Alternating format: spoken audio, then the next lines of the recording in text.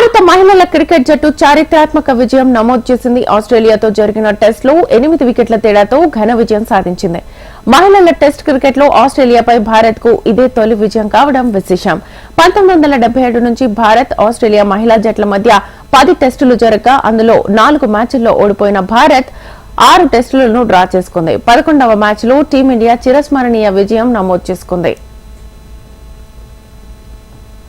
ముంబైలో జరిగిన ఈ టెస్ట్ లో ఆస్ట్రేలియా మొదట ఇన్నింగ్స్ లో 219 పరుగులకు ఆలౌట్ అయింది.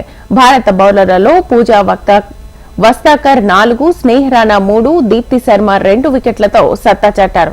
అనంతరం టీమిండియా మహిళలు తమ తొలి ఇన్నింగ్స్ లో అదరగొట్టారు.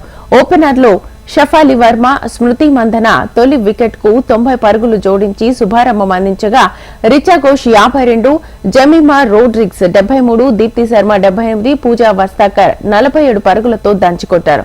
టీమిండియా తొలి ఇన్నింగ్స్ లో 406 పరుగుల భారీ స్కోర్ సాధించింది.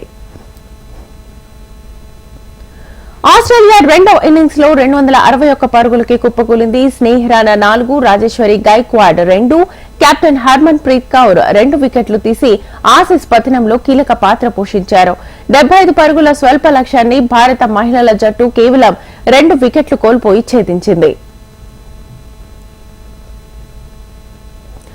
ఇటీవల ఇంగ్లాండ్ తో జరిగిన ఏకైక టెస్ట్ లోనూ భారత మహిళల జట్టు అద్భుత విజయం సాధించడం తెలిసిందే.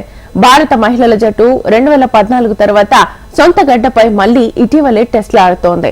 ఇప్పుడు రెండింటికి 2 మ్యాచ్ల్లోనూ నెగ్గడంతో భారత్ క్రికెట్ వర్గాల్లో హర్షం వ్యక్తమవుతోంది.